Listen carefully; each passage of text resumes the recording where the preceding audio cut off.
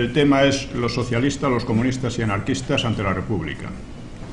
La frase de Paul Johnson de que la Guerra Civil Española es uno de los sucesos del siglo XX sobre el que más se ha mentido, encuentra su confirmación y condensación en un dato terminológico. El Frente Popular, que formó uno de los bandos de la Guerra Civil, suele ser definido como la República o los republicanos.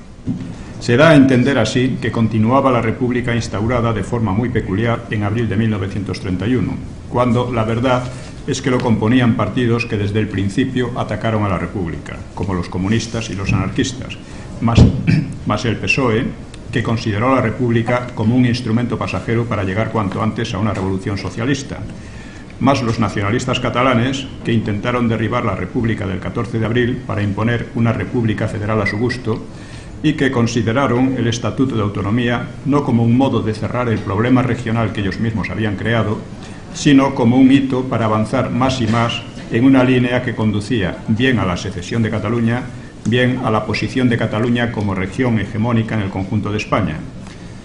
Una idea por completo anacrónica y fundada en una rivalidad con Castilla igualmente anacrónica y sin sentido. Pretensión de hegemonía que, por otra parte, nadie admitiría en el resto de España, empezando por los que llamaban països catalans, que nunca se consideraron catalanes por lo demás. También contaban entre aquellos supuestos republicanos los nacionalistas vascos, caracterizados por un racismo despiadado que no los alejaba mucho de los nazis. Y finalmente estaban los propiamente republicanos de izquierda, que no podían dar su nombre al conjunto por dos razones: porque ocupaban en el Frente Popular un lugar subordinado y casi decorativo, y porque, durante la guerra quiero decir, y porque se habían ocupado de derruir la legalidad republicana que ellos mismos habían impuesto desde que perdieron las elecciones de 1933 y al gobernar después de las elecciones de 1936. De todos los partidos que, entrando de hecho o de derecho en el Frente Popular, se denominaban republicanos, varios de los principales fueron contrarios a la República. Todos ellos asaltaron o vulneraron la legalidad republicana y ninguno puede considerarse democrático, a menos que ampliemos el concepto de democracia hasta privarle de todo sentido. La única razón por la que se proclamaron republicanos contra toda evidencia después del 36 fue la estrategia seguida de reclamar una legitimidad que les permitiera involucrar a las democracias europeas en su defensa frente al bando nacional. De todos ellos, los más determinantes durante la guerra del 36 al 39 fueron los socialistas, los anarquistas y los comunistas, que con sus uniones y luchas internas, no pocas veces sangrientas, formaron el núcleo fuerte, real y operativo del Frente Popular. Al recomenzar la guerra en julio del 36, los partidos más importantes eran el socialista y el anarquista, o CNT-FAI, bueno, estos dos. No entraré aquí a discutir si se puede considerar a la CNT un partido o no, aunque rechazaban esa caracterización, así como cualquier forma de poder que no fuera la suya. De hecho, se comportó como un partido y entró como tal en el gobierno cuando hubo ocasión o necesidad de ello. En cuanto a los comunistas, en julio del 36 eran todavía un partido pequeño pero en rápido crecimiento, y en el curso de la guerra se convirtieron en el partido hegemónico al que se debe, ante todo, la prolongación de la contienda después de la batalla de Madrid del 36. Alcanzaron la hegemonía no solo gracias a la posición que alcanzó en el Frente Popular la Unión Soviética de Stalin, sino, y aún más, a que tenían una verdadera estrategia política y militar coherente e inteligente, impuesta por la Comintern, cosa de la que carecía el resto de las izquierdas, salvo en un grado muy primario. Por esta razón, voy a centrarme en la actitud que tomaron estos tres partidos ante la República del 14 de abril y que llevaría, entre otras cosas, a la insurrección de octubre del 34. Pero antes quiero expresar mi opinión de que dicha insurrección fue el acontecimiento decisivo del siglo XX español, y lo fue por tres causas principales. En primer lugar, porque reunió a las tendencias políticas e ideológicas que cobraron fuerza después del desastre del 98 y marcaron las décadas siguientes, es decir, el socialismo, el anarquismo, los nacionalismos vasco y catalán, y cierto republicanismo exaltado del que ya se había alejado el Errús. Todos ellos participaron de modo más o menos activo, pero indudable, en el proceso siguiente a las elecciones de noviembre del 33, proceso que desembocó en el levantamiento de octubre del 34. En segundo lugar, porque aquel conjunto de fuerzas asestó un golpe que determinó el fracaso de la República.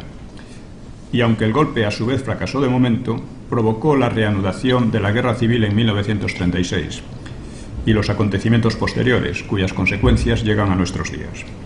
Y en tercer lugar, porque entonces y en los meses siguientes se produjo el cambio de actitud de Franco que en tanta incidencia tendría en el futuro. Como sabemos, poco antes de llegar a la República, Franco parecía proclive a una democratización ordenada del país.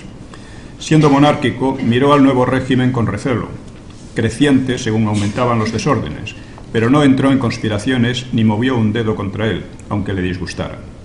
Su trayectoria objetiva revela una posición mucho más legalista que la de Azaña o los líderes republicanos, no digamos que los socialistas, nacionalistas vascos o catalanes. En 1934 defendió eficazmente la legalidad republicana frente a las izquierdas que la asaltaban, y cuando por fin se decidió a intervenir en el 36, lo hizo juzgando que el país estaba al borde de un despeñadero histórico, en lo cual hay pocas dudas de que tenía razón. En suma, Franco creyó que la democratización del país se había vuelto inviable, por lo que no quedaba más remedio que recurrir a una dictadura autoritaria que nunca fue totalitaria salvo en alguna fraseología. Y desde luego ninguna democracia puede soportar la acción de grandes partidos opuestos a ella, como era el socialista y la mayor parte de la izquierda. En cuanto a la derecha, exceptuando los minoritarios monárquicos y la Falange, adoptó una postura mucho más moderada. De hecho, si en la izquierda los grandes partidos hubieran sido como la CEDA, la República pudo haberse consolidado. Pero como también sabemos, las izquierdas que dejaron malherido al régimen en octubre del 34 tenían otro carácter y no rectificaron a pesar de su fracaso, que juzgaron momentáneo, sino que solo cambiaron momentáneamente de táctica. Empezaré por examinar al PSOE debido a su importancia determinante en la época. A la llegada de la República solo existe un partido organizado, masivo y disciplinado, y es justamente el PSOE. Y ello ocurre porque, debido a su anterior cooperación con la dictadura de Primo de Rivera.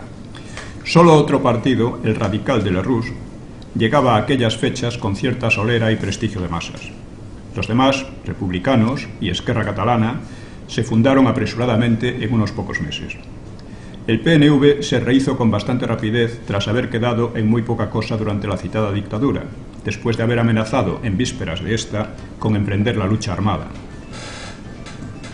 Algo parecido ocurrió a la CNT, que a pesar de su extrema peligrosidad en tiempos anteriores y de ser sus continuos atentados una de las causas principales del derrumbe de la Restauración, mantuvo durante la dictadura una actividad muy discreta, pero inesperadamente creció con ímpetu al marcharse Primo de Rivera. En cuanto a la derecha, estaba casi desarticulada, aunque pronto tomó cierto impulso Acción Popular, eje de la CEDA, que no se fundaría hasta 1933. En 1930, cuando Niceto Alcalá Zamora y Miguel Maura, hasta poco antes políticos monárquicos, deciden coordinar un frente general por la República y convocan el Pacto de San Sebastián en agosto de 1930, el PSOE estaba dividido entre quienes deseaban colaborar con los republicanos y una mayoría que lo rechazaban o se desentendía del asunto. Los dirigentes, Largo Caballero y Besteiro, tenían un amargo recuerdo de la huelga insurreccional de agosto del 17, cuando se habían visto desasistidos por sus aliados republicanos, y consideraban que las conjuras de estos eran dignas de un vodevil, por lo cual rehusaban mezclarse en ellas. Pero Indalecio Prieto pensaba de otro modo, y asistió al Pacto de San Sebastián, aunque sin mandato oficial. A partir de ahí consiguió enredar a Largo Caballero mediante hechos consumados. Besteiro, en cambio, permaneció reticente y con poco respeto hacia los republicanos. El Pacto de San Sebastián acordó llevar a cabo un golpe militar que liquidara el proceso de transición emprendido por Alfonso XIII e impusiera la República. Al intentarse el golpe con mala coordinación en diciembre de 1930, Besteiro, encargado de la huelga general en Madrid, la saboteó, algo que Largo Caballero y Prieto no le perdonarían. Después, la monarquía entró en una acelerada crisis moral, cuyo último episodio sería la entrega del poder a los republicanos después de las elecciones municipales del 12 de abril del 31. Elecciones ganadas muy mayoritariamente por los monárquicos. Entonces el PSOE pareció volverse a su vez republicano. Largo Caballero, Prieto y Fernando de los Ríos tendrían cargos ministeriales y Besteiro presidiría las Cortes. A menudo leemos que la postura del PSOE se volvió entonces moderada y socialdemócrata, pero como veremos fue al revés. Solo bajo la dictadura de Primo de Rivera respondieron los socialistas a esos calificativos, mientras que en la República se radicalizarían de modo acelerado, y solo Besteiro y su grupo, cada vez más aislados, mantendrían la moderación. Al revés que otros partidos socialistas europeos, el PSOE mantenía con bastante pureza y también simplicidad los principios de Marx en torno a la lucha de clases y la desembocadura revolucionaria de esta en un régimen de dictadura del proletariado o en un socialismo algo indefinido, pero siempre ajeno a cualquier régimen democrático. Democrático burgués, como le llamaban. No obstante, al llegar a la República, existen en dicho partido tres orientaciones divergentes. La de Besteiro se volvió favorable a una colaboración estrecha y prolongada con el nuevo régimen, considerando que abría las puertas a una evolución pacífica que, mediante la educación de las masas, llevaría casi por sí sola al socialismo. Prieto, nada teórico, voluble y muy personalista, se inclinaba a sí mismo por la colaboración, ante todo para mantenerse en el poder, sin poner plazos ni objetivos generales más allá del desmantelamiento de la derecha y de las tradiciones. En esto seguía Azaña, hacia quien sentía más amistad que la recíproca. Largo Caballero, si hemos de creer sus declaraciones posteriores, consideró desde el primer momento que la República burguesa solo podía ser utilizada durante un tiempo no muy largo para desengañar a las masas de las ilusiones democráticas y crear condiciones propicias para pasar al socialismo, concebido como poder absoluto del PSOE. Dentro de las filas socialistas, educadas en un marxismo simple pero efectivo, predominaba la orientación de Largo. El 1 de julio de 1931, el órgano oficial del partido, el socialista, exponía la doctrina.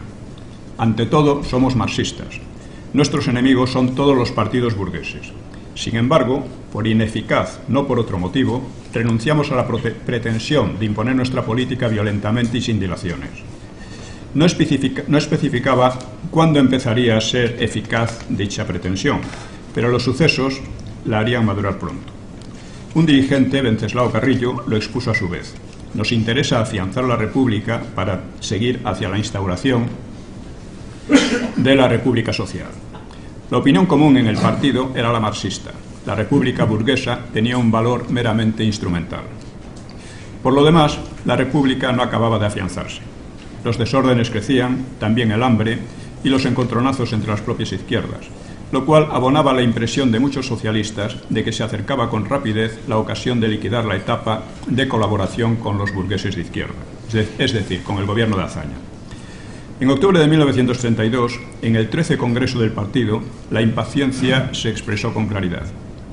Decía, el ciclo revolucionario que ha significado plenamente la colaboración socialista va rápidamente hacia su terminación.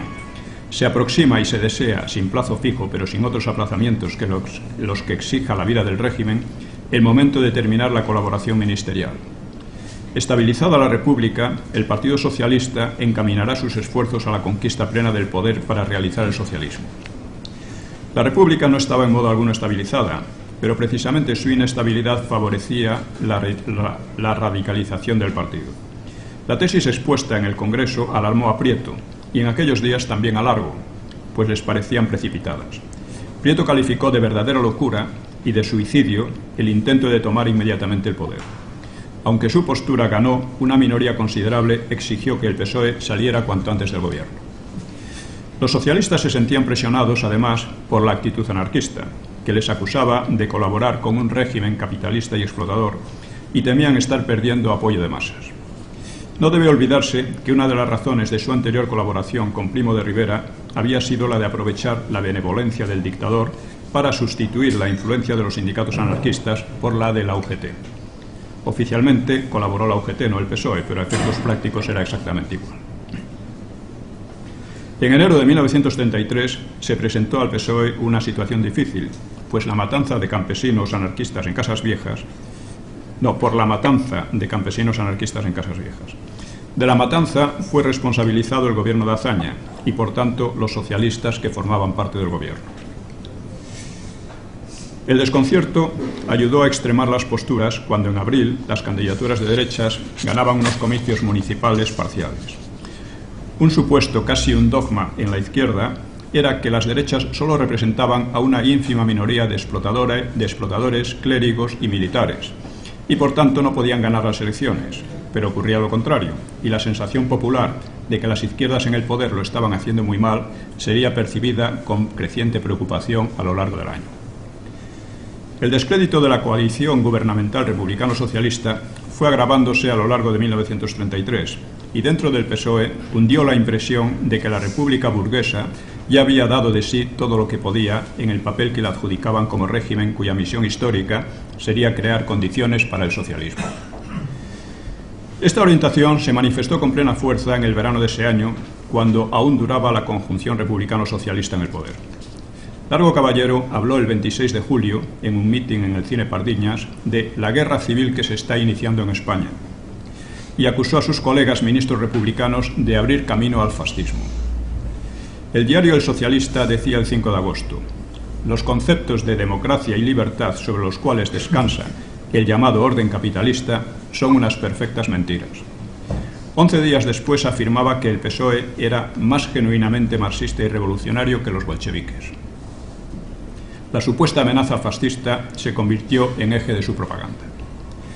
La radicalización se expresó sin tapujos a mediados de agosto en la Escuela de Verano Socialista de Torrelodones, donde se formaban expertos políticos entre los jóvenes. Besteiro intervino para desechar tanto el pretendido peligro de fascismo en España como la dictadura del proletariado, que calificó de vana ilusión y de locura colectiva. Prieto, que habló al día siguiente, halagó demagógicamente a los extremistas, sugiriendo que la República debía haberse impuesto mediante un cortejo sangriento, para afianzarse desde el principio, pero que, no habiendo sido así, no se podía pensar en una revolución inmediata, aunque todo llegaría. Estos discursos no gustaron a los oyentes, que hicieron ir a Largo Caballero para que aclarase la política a seguir. Largo, que ya empezaba a ser llamado el Lenin español, condenó la democracia burguesa y reivindicó la dictadura del proletariado. Llamó a emplear métodos legales e ilegales y defendió la política interior soviética, que ya había causado una montaña de muertos, como era bastante bien conocido. Y afirmó: las circunstancias nos van conduciendo a una situación muy parecida a la que encontraron los bolcheviques. El Debate, órgano oficioso de la CEDA, denunció: está en el poder un partido comunista, a lo que el órgano del PSOE replicó con sarcasmo: sin duda nos tenían por socialdemócratas inofensivos, cargados de prejuicios pseudodemocráticos. Todo esto era una evolución natural a partir de las premisas ideológicas del partido, y ocurría, téngase en cuenta, cuando el PSOE todavía estaba en el gobierno. Dentro de la estrategia revolucionaria se contemplaban periodos de retroceso y tranquilidad, como había ocurrido bajo Primo de Rivera, y otros en que las circunstancias ofrecían oportunidades para avanzar resueltamente hacia la dictadura del proletariado, es decir, del partido. Tales circunstancias las estaba proporcionando la evolución de la República, según el análisis que hacían la mayoría de los dirigentes, y en particular Araquistain, el analista y teórico del PSOE que llevaba la voz cantante en estas cuestiones. Aquí debe hacerse una observación importante. Numerosos historiadores han concedido un peso incluso decisivo en este proceso a la alarma por sucesos exteriores, como el triunfo de Hitler a principios de 1933 o, al año siguiente, el fracaso y la represión de un levantamiento socialista en Austria.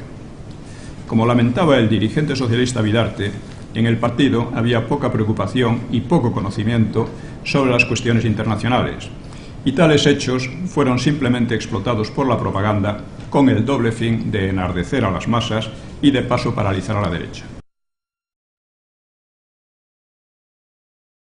En España la única derecha que se oponía a la República era la muy minoritaria monárquica y, desde finales de 1933, el grupo casi insignificante de la Falange, más afín al fascismo. Pero el PSOE insistía en que el verdadero peligro venía de la CEDA, ciertamente mucho más poderosa, pero muy moderada en la acción, si bien a veces algo menos en las palabras. En su escalada de acusaciones, el PSOE llegó a tildar de fascistas a los propios republicanos de izquierda. El mismo valor nulo tenía la denuncia a Gil Robles por no declararse republicano, a lo que no tenía ninguna obligación democrática, y menos siendo los denunciantes los socialistas. Los dirigentes del partido eran perfectamente conscientes de la falsedad de sus acusaciones. Largo Caballero declaró en junio de 1933 ante una delegación de representantes hispanoamericanos ante la Organización Internacional del Trabajo: en España, afortunadamente, no hay peligro de que se produzca ese nacionalismo exasperado. No hay un ejército desmovilizado. No hay millones de parados que oscilen entre la revolución socialista y el ultranacionalismo. No hay nacionalismo expansivo ni militarismo. No hay líderes. Por lo tanto, no podía haber fascismo. Ya en abril de 1934, cuando las acusaciones de fascismo llegaban a la histeria, Araquistain exponía el mismo análisis que Largo en un artículo para la revista useña norteamericana Foreign Affairs.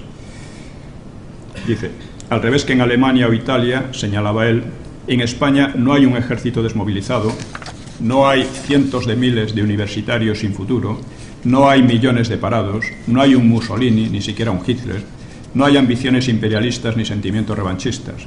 ¿A partir de qué ingredientes podría obtenerse el fascismo? No puedo imaginar la receta. Naturalmente, estas conclusiones podían exponerlas en el extranjero, pero dentro del país predicaban justamente lo contrario. Ellos sabían muy bien que la situación de España tenía muy poco que ver con la de Alemania o la de Austria, pero sus incesantes acusaciones a la derecha constituían un arma inapreciable para crear un ambiente revolucionario, esto es, de guerra civil. El 2 de octubre de 1933, Prieto anunciaba en las Cortes que la colaboración del Partido Socialista con los gobiernos republicanos, cualesquiera sean sus características, su matiz y su tendencia, ha concluido definitivamente. Decisión que calificó de indestructible e inviolable. Y cuando las izquierdas perdieron desastrosamente las elecciones de noviembre de ese año a causa de sus desaciertos y demagogias anteriores, el proceso revolucionario del PSOE cobró el máximo empuje.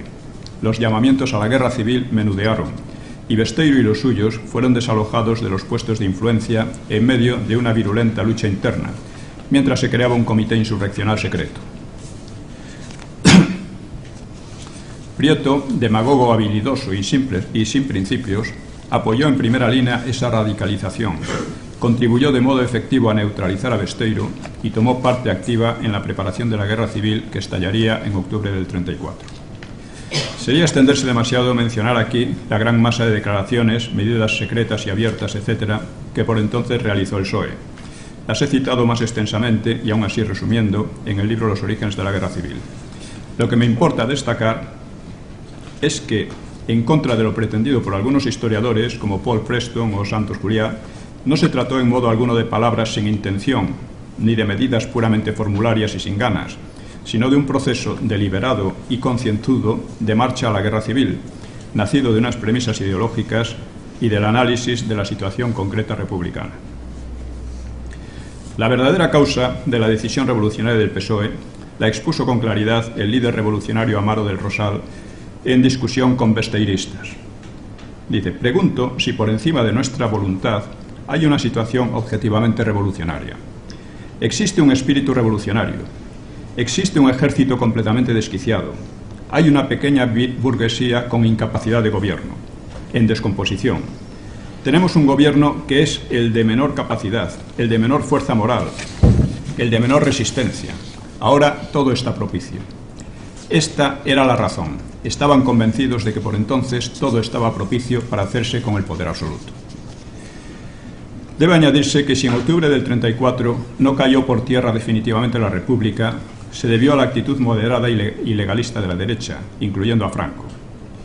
El fracaso de la insurrección fue la oportunidad para que el PSOE rectificase y se impusiera la línea de Besteiro. Como sabemos, no fue así, por causas que he examinado en otra ocasión.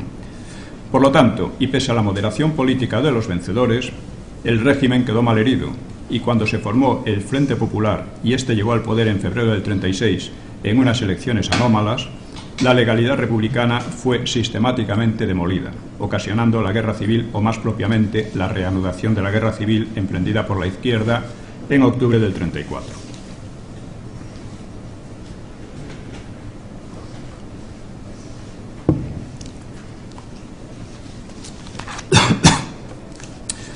En cuanto al Partido Comunista, que vino a seguir una evolución en la República en cierto modo opuesta al PSOE, Conviene, ante todo, exponer algunos de sus rasgos peculiares. Compartían con los partidos socialistas y socialdemócratas un origen marxista, pero después de la Revolución Rusa, Lenin puso en marcha una nueva internacional, que llamó comunista, para diferenciarse de la socialdemocracia, que a su juicio había perdido carácter revolucionario. Los partidos agrupados en la nueva internacional o Comintern se concebían como verdaderos destacamentos de choque políticos y, en su caso, militares. Fuerzas de vanguardia con disciplina de ejército, dedicadas en cuerpo y alma a derrocar mediante insurrecciones a los regímenes burgueses e imperialistas, aunque también sabían aprovechar las ventajas que las libertades burguesas les otorgaban, cultivando la acción legal y la ilegal. Tenían escasa autonomía, pues estaban dirigidos en realidad desde Moscú por medio de enviados y expertos que aseguraban que no prosperase ningún desviacionismo.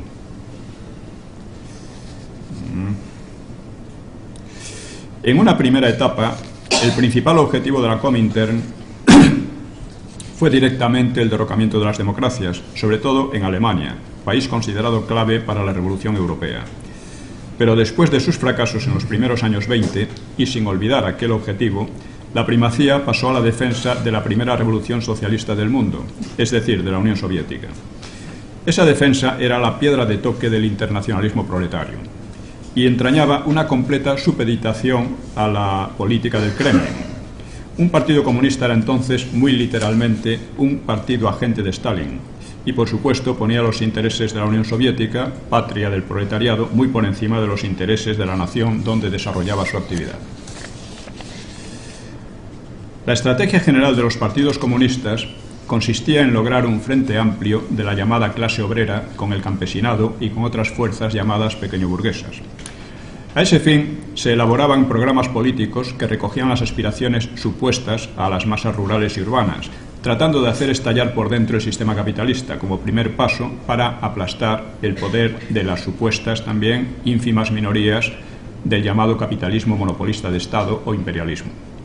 Una vez derrocado este, los comunistas impondrían a sus aliados pequeñoburgueses y demás los intereses de la clase obrera en forma de dictadura del proletariado, es decir, dictadura del Partido Comunista para construir el socialismo. Esta estrategia causaba oscilaciones y divergencias en torno a las tácticas para atraerse aliados, haciéndose más o menos concesiones según la conveniencia del momento. Un problema no menos serio para esa estrategia derivaba de que la mayor parte del movimiento obrerista solía encuadrarse en partidos socialdemócratas, que, según la doctrina de la Comintern, traicionaban al proletariado. La acción contra esos partidos buscaba aislar a los dirigentes vendidos al capital y atraerse a la masa sana, a la base sana, predicando un frente único obrero. Cuando la crisis económica se extendió por el mundo a principios de los años 30, muchos pensaron que el capitalismo entraba en la agonía y la táctica de los partidos comunistas se radicalizó bajo el lema de clase contra clase, con objetivos más directamente violentos y socialistas y menor papel de las alianzas con los sectores burgueses no monopolistas. En los años 20, los comunistas o leninistas españoles habían estado bastante cerca de arrastrar al PSOE a la órbita de la Comintern, pero finalmente habían quedado reducidos a un pequeño grupo al comenzar la República, en parte debido también a la represión de Primo de Rivera, que no otorgó al PCE la protección y facilidades que a los socialistas. Así, cuando llegó la República en España, mientras el PSOE pasaba a colaborar con el gobierno, el PCE fue prácticamente el único partido que llamó directamente a derrocar al nuevo régimen e instaurar una república soviética. Consideraban que el entusiasmo de las masas republicanas podía ser encauzado sin mucha dificultad hacia objetivos más altos que una simple democracia pequeño-burguesa. Sin embargo, se encontraron aislados y el partido, aunque tenía una capacidad agitativa desproporcionada con su pequeño tamaño, apenas creció en los años posteriores. El desorden y las violencias fueron creciendo en el país, signo, según los analistas de la Comintern, de una situación que tendía a volverse objetivamente revolucionaria, lo que convertía a España en un objetivo importante de su política general. Pero, desdichadamente, ese ímpetu revolucionario espontáneo contrastaba con el estancamiento del Partido Comunista, que progresaba muy despacio en afiliados e influencia. no acababa de concretarse la necesaria dirección del partido sobre la clase obrera, el campesinado, etc. Por ello, la Comintern decidió cambiar la dirección del PC y en marzo de 1932 se celebró en Sevilla el cuarto congreso del partido, donde fue depuesta gran parte de la anterior dirección acusada de anarquismo y sectarismo, aunque en realidad habían cumplido, con más o menos acierto, pero con empeño, la orientación de Moscú. En la nueva dirección destacaban José Díaz, La Pasionaria, Uribe, Mige, Checa y otros que serían conocidos más adelante, y que en realidad habían participado en la línea anterior, pero que criticaron duramente a sus antecesores que, al parecer, no habían comprendido que en aquella fase la revolución en España tenía carácter democrático burgués. No habían prestado la atención debida al campesinado, al derecho de autodeterminación para Cataluña, Vascongadas y Galicia, o a la eliminación de los restos feudales, etc. Desde ese momento, la actividad agitativa del PC se volvió aún más intensa, pero los resultados siguieron siendo pobres.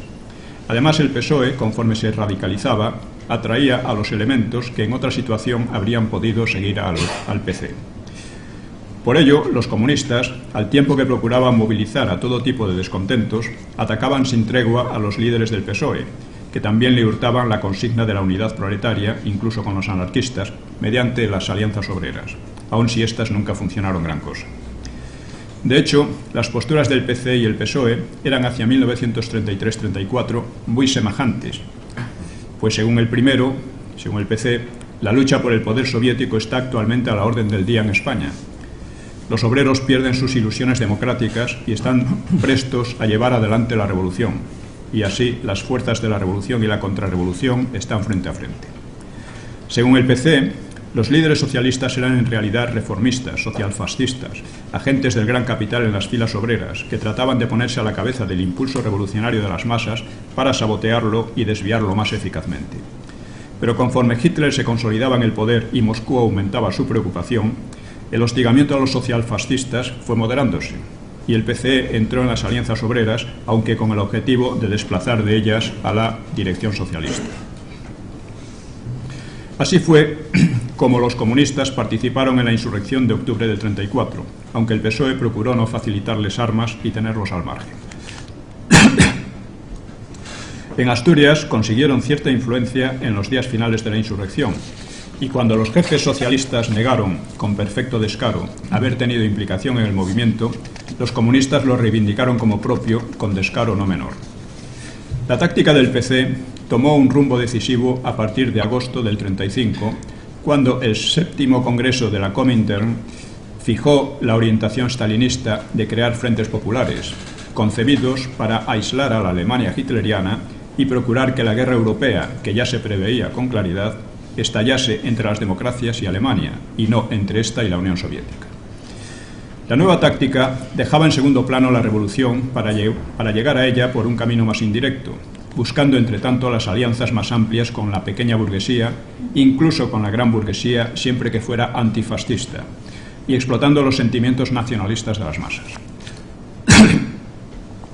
Como decía al principio, la evolución fue la inversa del PSOE, pues este empezó colaborando de forma oportunista y táctica con la República para pasar a intentar hundirla e imponer la revolución, mientras que el PC empezó por intentar hundirla para terminar buscando una colaboración táctica oportunista con el mismo designio original del PSOE, es decir, explotar las libertades y crear las condiciones adecuadas para liquidar en el momento oportuno la legalidad burguesa. El trabajo de crear un frente popular le vino en parte hecho al PC, pues Prieto y Azaña decidieron, tras el fracaso de octubre, formar una coalición de izquierdas radicalizada para ganar las próximas para ganar las siguientes elecciones y desde el poder hacer, en definitiva, lo que no habían logrado en octubre. Debe recordarse que, aunque Azaña y las izquierdas republicanas no participaron activamente en la insurrección, estuvieron a punto de hacerlo y solo recularon al ver que el gobierno derechista reaccionaba con prontitud. Un objetivo común de los dos líderes, Prieto y Azaña, consistía en cambiar el régimen de tal modo que la derecha no tuviera ya ninguna posibilidad de subir electoralmente al poder, como lo había hecho en 1933, lo cual abocaría a un sistema similar al del PRI mexicano, eliminando los elementos democráticos de la República Española. El PCE, después de octubre, se sumó a la coalición, que terminaría siendo conocida efectivamente como Frente Popular. Los comunistas progresaron con rapidez, infiltrándose en organismos socialistas como los sindicatos y las juventudes. En 1936 su partido seguía siendo pequeño, aunque ya considerable, con 17 escaños tras las anómalas elecciones de febrero. Puede compararse con la Falange, que no obtuvo ni uno. Desde entonces sería uno de los principales impulsores de la demolición de la legalidad republicana, que provocó el reinicio de la guerra en julio de ese año. Y sobre las ruinas de la República, el PC llegaría a alzarse como el partido hegemónico del Frente Popular y verdadera columna vertebral de una contienda que pudo haber acabado en diciembre del 36. La propaganda de derechas ha insistido siempre en el comunismo como el enemigo principal, lo que ha producido algunos equívocos. La historiografía de izquierdas suele señalar que el PCE era todavía pequeño en 1936, por lo que su amenaza real también tenía que ser pequeña. Por lo mismo, el PSOE ha quedado durante mucho tiempo un poco en la penumbra como factor revolucionario. Pero fue el PSOE y no el PCE el verdadero promotor de la situación revolucionaria creada en España por entonces, aunque de la misma terminaran aprovechándose los comunistas.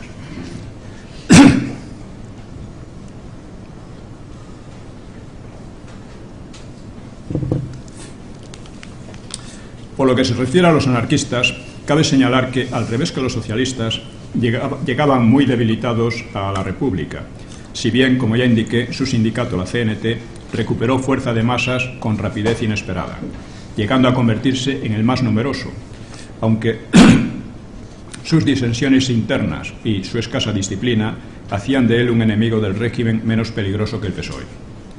Suele atribuirse a la CNT 1 millón y hasta 1,5 millones de afiliados, y casi otros tantos a la UGT, pero se trata de datos propagandísticos, por más que hayan circulado mucho. Las cifras reales no llegaban probablemente a la mitad, como indican sus congresos. Aún así, se trataba de verdaderas masas que podían imponer huelgas y arrastrar a otras muchas personas. Dentro de la CNT funcionaba una organización secreta o específica particular, la FAI, Federación Anarquista Ibérica, que intentaba manejar el sindicato siguiendo una tradición de sociedades de ese estilo que se remontaba ya a los tiempos de Bakunin.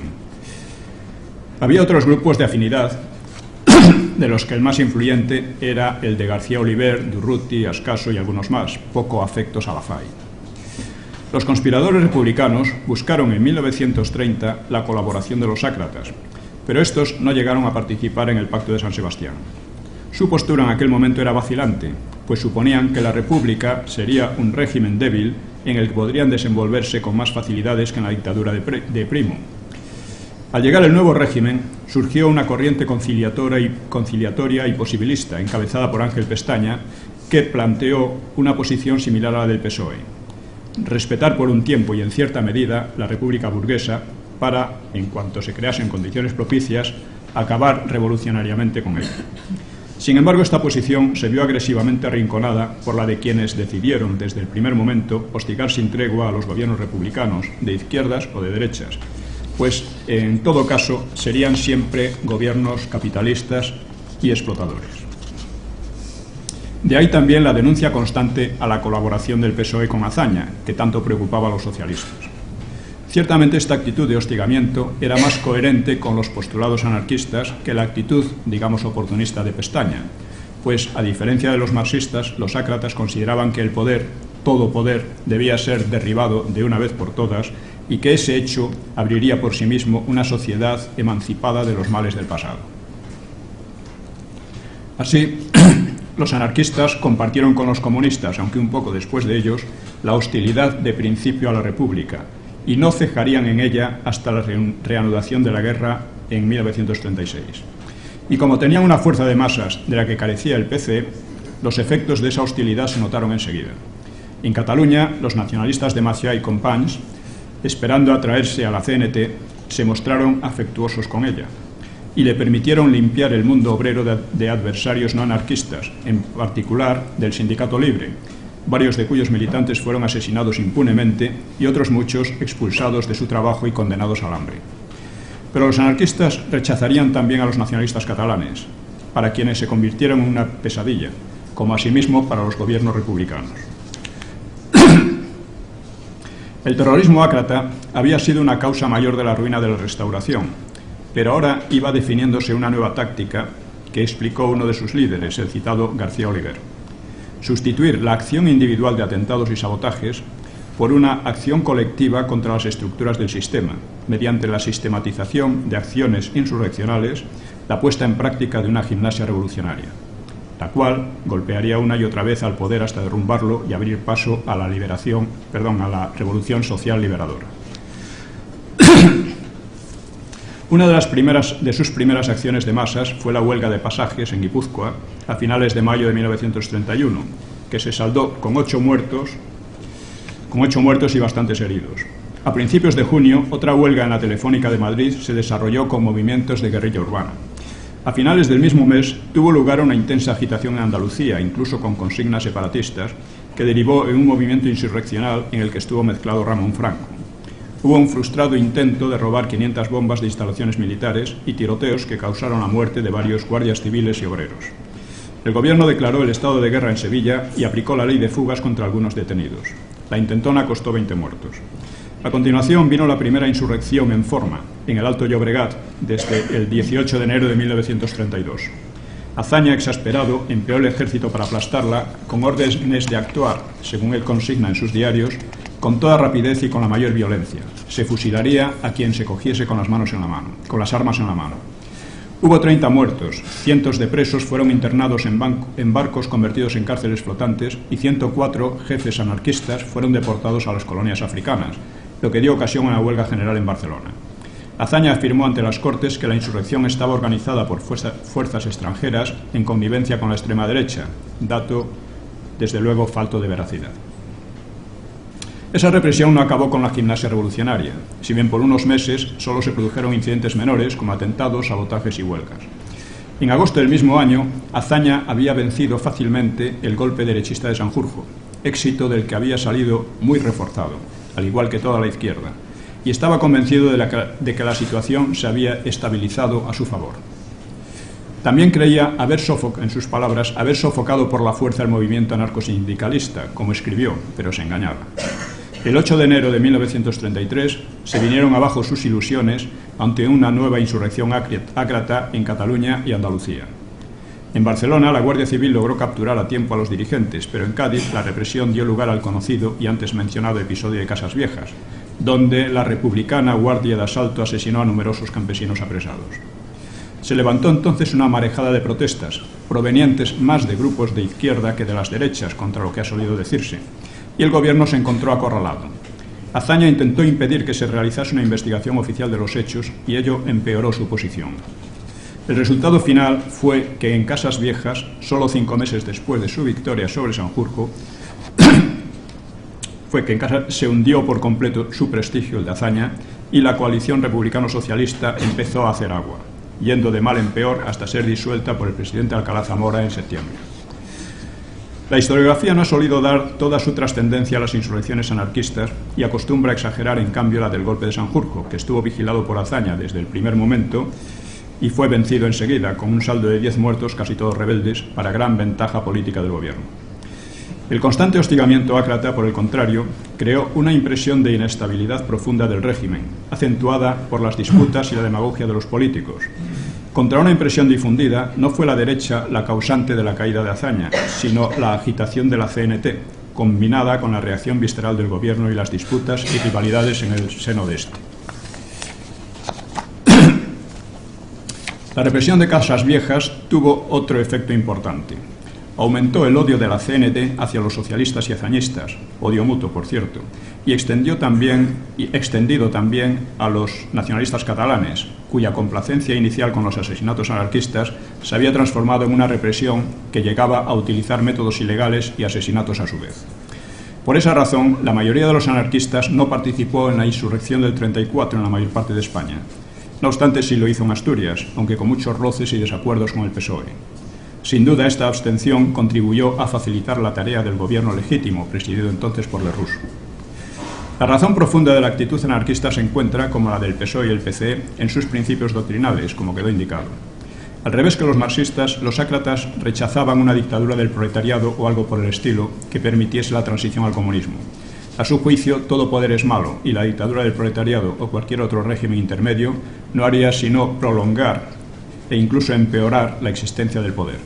Por consiguiente, se oponían a todos ellos, por más que la lógica de su teoría conducía a imponer las condiciones anarquistas, algo imposible si no conseguían a su vez un poder absoluto. No hace falta mucha perspicacia para entender por qué la historiografía de izquierdas ha solido minimizar el alcance de las acciones anarquistas. Porque, presionada por el peligro que todas las izquierdas corrieron durante la Guerra Civil ante el avance de Franco sobre Madrid, la CNT-FAI abandonó sus ideas anti-irreductibles para integrarse en un gobierno común de izquierdas, entrando de hecho, aun si no de derecho, en el Frente Popular. Juan Simeón Vidarte lamentaría hipócritamente la represión de la intentona anarquista del Alto Llobregat, en particular la deportación de Durruti y Ascaso, con este asombroso análisis. Dice, ¿hay alguien capaz de pensar que estos hombres, que habían de dar pocos años más tarde su vida en defensa de la República, eran enemigos de ella? El grado de disparate alcanza la comicidad si olvidamos otras realidades trágicas.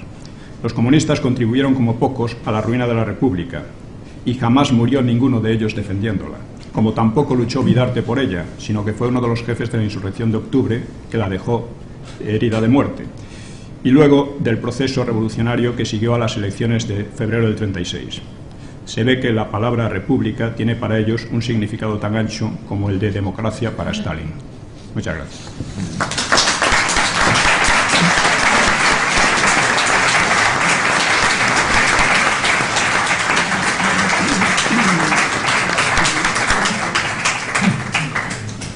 Muy bien, pues siguiendo los deseos del conferenciante, tenemos un pequeño espacio de tiempo, poco más de 5 minutos, por si quieren entablar alguna pregunta.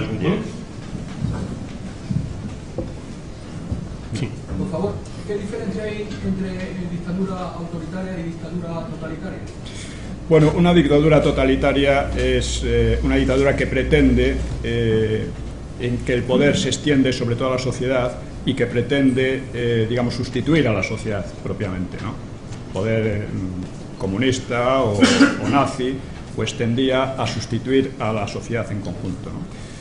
La dictadura autoritaria la sociedad sigue funcionando con gran autonomía, como ocurrió en la época de Franco, pero con una serie de restricciones prácticas que no tienen nada que ver propiamente con el totalitarismo.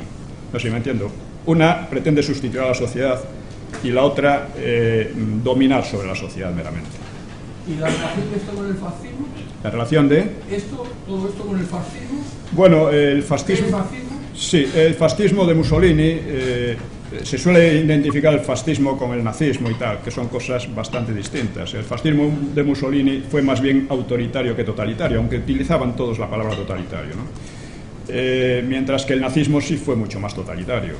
O sea, el Mussolini causó muy pocos muertos antes de la guerra mundial, ¿no? Mientras que el nazismo ya empezó a crear campos de concentración y cosas por el estilo, ¿no? La República tuvo aspectos democráticos y otros no. En la propia Constitución, sus artículos contra los jesuitas y contra, en general, el catolicismo, pues no eran democráticos, porque reducía a una parte de la población casi a ciudadanos de segunda.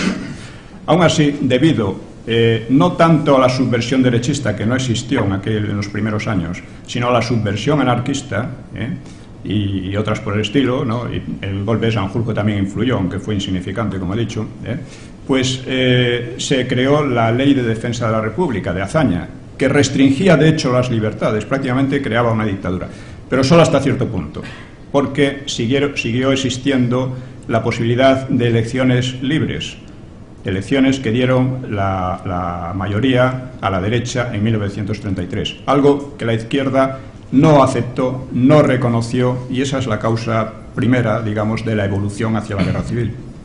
Muy bien, una última pregunta, ruego concisión. Quería saber su opinión personal sobre el hecho que el pueblo que olvida su historia está condenado a repetirla. Bueno, yo creo que tiene bastante de verdad, ¿no? Hay cosas muy buenas en la historia. Supongo que quiere decir que está condenado a repetir lo peor de ella. Y bueno, efectivamente, yo creo que hay bastante verdad en ello. Muy bien, pues muchísimas gracias.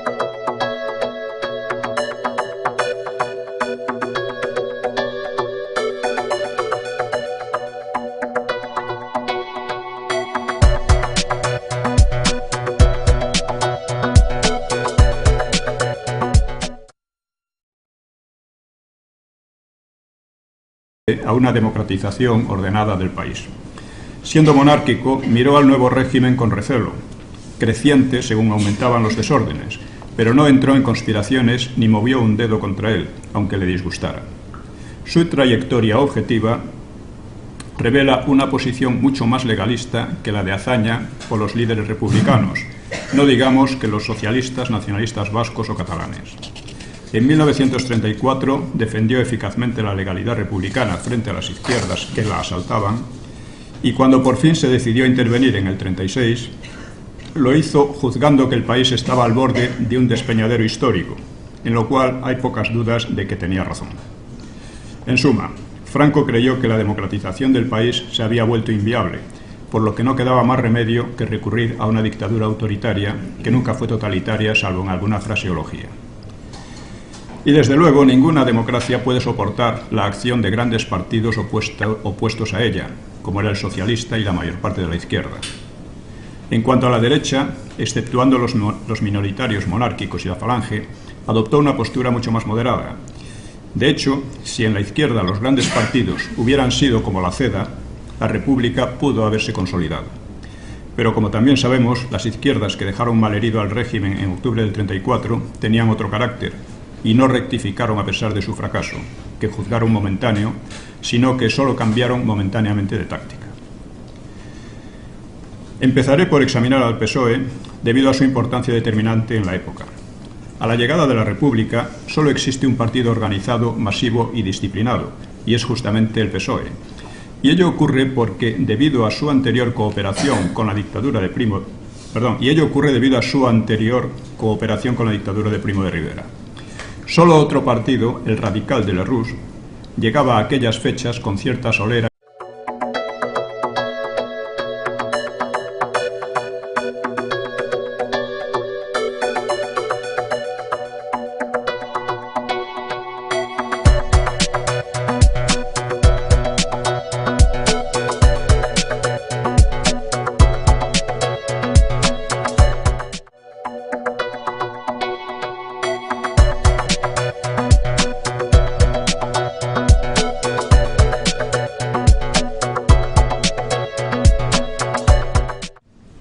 El tema es los socialistas, los comunistas y anarquistas ante la República. La frase de Paul Johnson de que la Guerra Civil Española es uno de los sucesos del siglo XX sobre el que más se ha mentido, encuentra su confirmación y condensación en un dato terminológico. El Frente Popular, que formó uno de los bandos de la Guerra Civil, suele ser definido como la República o los republicanos. Se da a entender así que continuaba la República instaurada de forma muy peculiar en abril de 1931, cuando la verdad es que lo componían partidos que desde el principio atacaron a la República, como los comunistas y los anarquistas, más el PSOE, que consideró a la República como un instrumento pasajero para llegar cuanto antes a una revolución socialista, más los nacionalistas catalanes, que intentaron derribar la República del 14 de abril para imponer una república federal a su gusto, y que consideraron el Estatuto de Autonomía no como un modo de cerrar el problema regional que ellos mismos habían creado, sino como un hito para avanzar más y más en una línea que conducía bien a la secesión de Cataluña, bien a la posición de Cataluña como región hegemónica en el conjunto de España. Una idea por completo anacrónica y fundada en una rivalidad con Castilla igualmente anacrónica y sin sentido. Pretensión de hegemonía que, por otra parte, nadie admitiría en el resto de España, empezando por los que llamaban països catalans, que nunca se consideraron catalanes por lo demás. También contaban entre aquellos supuestos republicanos los nacionalistas vascos, caracterizados por un racismo despiadado que no los alejaba mucho de los nazis. Y finalmente estaban los propiamente republicanos de izquierda, que no podían dar su nombre al conjunto por dos razones: porque ocupaban en el Frente Popular un lugar subordinado y casi decorativo, y porque, durante la guerra quiero decir, y porque se habían ocupado de derruir la legalidad republicana que ellos mismos habían impuesto desde que perdieron las elecciones de 1933 y al gobernar después de las elecciones de 1936. De todos los partidos que, entrando de hecho o de derecho en el Frente Popular, se denominaban republicanos, varios de los principales fueron contrarios a la República. Todos ellos asaltaron o vulneraron la legalidad republicana y ninguno puede considerarse democrático, a menos que ampliemos el concepto de democracia hasta privarle de todo sentido. La única razón por la que se proclamaron republicanos contra toda evidencia después del 36 fue la estrategia seguida de reclamar una legitimidad que les permitiera involucrar a las democracias europeas en su defensa frente al bando nacional. De todos ellos, los más determinantes durante la guerra del 36 al 39 fueron los socialistas, los anarquistas y los comunistas, que con sus uniones y luchas internas, no pocas veces sangrientas, formaron el núcleo fuerte, real y operativo del Frente Popular. Al recomenzar la guerra en julio del 36, los partidos más importantes eran el socialista y el anarquista, o CNT-FAI. Bueno, estos dos. No entraré aquí a discutir si se puede considerar a la CNT un partido o no, aunque rechazaban esa caracterización, así como cualquier forma de poder que no fuera la suya. De hecho, se comportó como un partido y entró como tal en el gobierno cuando hubo ocasión o necesidad de ello. En cuanto a los comunistas, en julio del 36 eran todavía un partido pequeño pero en rápido crecimiento, y en el curso de la guerra se convirtieron en el partido hegemónico al que se debe, ante todo, la prolongación de la contienda después de la batalla de Madrid del 36. Alcanzaron la hegemonía no solo gracias a la posición que alcanzó en el Frente Popular la Unión Soviética de Stalin, sino, y aún más, a que tenían una verdadera estrategia política y militar coherente e inteligente, impuesta por la Comintern, cosa de la que carecía el resto de las izquierdas, salvo en un grado muy primario. Por esta razón, voy a centrarme en la actitud que tomaron estos tres partidos ante la República del 14 de abril y que llevaría, entre otras cosas, a la insurrección de octubre del 34. Pero antes quiero expresar mi opinión de que dicha insurrección fue el acontecimiento decisivo del siglo XX español, y lo fue por tres causas principales. En primer lugar, porque reunió a las tendencias políticas e ideológicas que cobraron fuerza después del desastre del 98 y marcaron las décadas siguientes, es decir, el socialismo, el anarquismo, los nacionalismos vasco y catalán, y cierto republicanismo exaltado del que ya se había alejado el Rus. Todos ellos participaron de modo más o menos activo, pero indudable, en el proceso siguiente a las elecciones de noviembre del 33, proceso que desembocó en el levantamiento de octubre del 34. En segundo lugar, porque aquel conjunto de fuerzas asestó un golpe que determinó el fracaso de la República, y aunque el golpe a su vez fracasó de momento, provocó la reanudación de la Guerra Civil en 1936 y los acontecimientos posteriores, cuyas consecuencias llegan a nuestros días. Y en tercer lugar, porque entonces y en los meses siguientes se produjo el cambio de actitud de Franco que en tanta incidencia tendría en el futuro. Como sabemos, poco antes de llegar a la República, Franco parecía proclive a prestigio de masas. Los demás, republicanos y Esquerra Catalana, se fundaron apresuradamente en unos pocos meses. El PNV se rehizo con bastante rapidez tras haber quedado en muy poca cosa durante la citada dictadura, después de haber amenazado en vísperas de esta con emprender la lucha armada.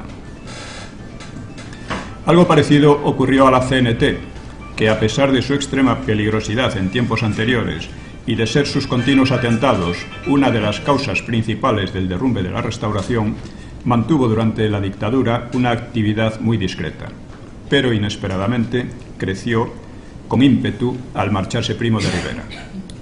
En cuanto a la derecha, estaba casi desarticulada, aunque pronto tomó cierto impulso Acción Popular, eje de la CEDA, que no se fundaría hasta 1933.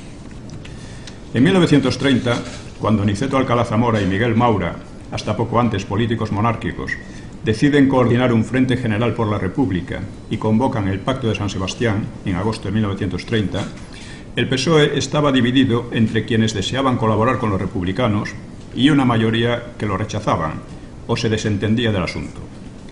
Los dirigentes, Largo Caballero y Besteiro, tenían un amargo recuerdo de la huelga insurreccional de agosto del 17, cuando se habían visto desasistidos por sus aliados republicanos, y consideraban que las conjuras de estos eran dignas de un vodevil,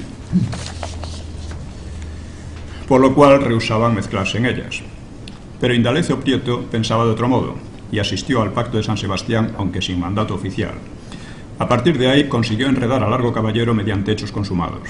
Besteiro, en cambio, permaneció reticente y con poco respeto hacia los republicanos. El Pacto de San Sebastián acordó llevar a cabo un golpe militar que liquidara el proceso de transición emprendido por Alfonso XIII e impusiera la República. Al intentarse el golpe, con mala coordinación en diciembre de 1930,